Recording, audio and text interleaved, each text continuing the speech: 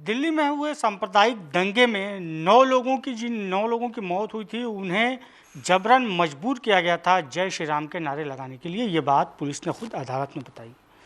इस तरह से देश की राजधानी दिल्ली में मजबूर कर दिया जाता है लोगों को, उन्हें मार दिया जाता है। क्या कहेंगे? देखिए, जिस तरह से दिल्ली पुलिस ने व्हाट्सएप चैट को कोर्ट के सामने रखा है, समक्ष रखा है, और जिसमें एक बड़ी गंभीर बात आई है कि धर्म विशेष को लेकर के नारे लगाने के लिए कहा गया है, ये बहुत ही दुर्भाग्यपूर्ण और भयानक चिंतित करने वाली बात है। और नॉर्थ ईस्ट दंगे में जिन लोगों की हत्याएं हुई हैं, जिनके घर जले हैं, उसमें सच्चाई धीरे धीरे सामने आने लगी है। पर सवाल इस बात का है कि जो इन दंगों को भड़काने वाले लोग थे, उन पे कोर्ट कब संज्ञान लेगा। खुले तौर पर तमाम जांच एजेंसियों ने कई ऐसे नेताओं के बारे में कहा है, वो चाहे किसी भी धर्म रिलीजन से, उनके खिलाफ कब एफआईआर होंगी। और यदि जांच में पाया गया है कि जबरन किसी को किसी विशेष धर्म के प्रति नारे लगवाने के लिए मजबूर करने, और यदि उन्होंने नारे नहीं लगाए उनकी हत्या कर देना, मैं समझता हूँ इससे भयानक स्थिति दिल्ली की नहीं हो सकती।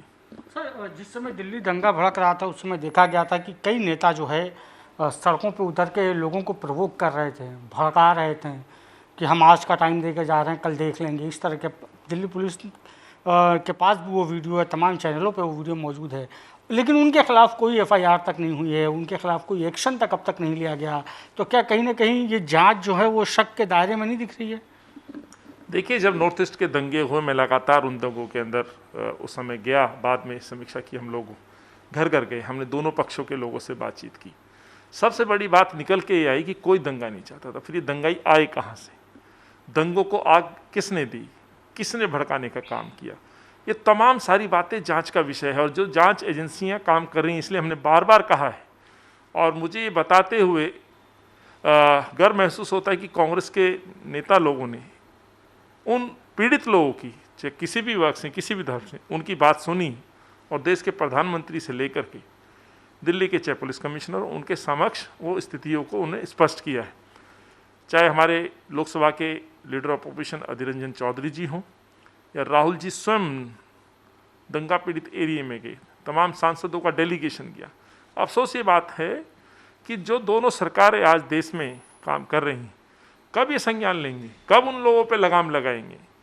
जिन नेताओं ने खुले तौर पर चैलेंज किया, जिन नेताओं ने ये खुली चुनौती दिल्ली पुलिस के सामने दी, दिल्ली पुलिस के डीसीपी के सामने चैलेंज किया, अफसोस इस बात का है उन लोगों पे एफआईआर नहीं होती है। और उसके विपरीत जो इस देश के लिए काम कर रहे हैं, देश की एकता के लिए, अखंडता के लिए काम कर रहे हैं, उन पर तुरंत एफआईआर कर दी जाती है। यानी कि आज जहां कानून को, पुलिस को आवश्यकता है ऐसे लोगों पर लगाम कसने की, जिनका ना कोई धर्म है, ना जात है, ना बिरादरी है, जो दंगों की आड़ में माओ की कोख सुनी कर देते हैं, बच्चों के सर से माँ बाप का साया उठा देते हैं।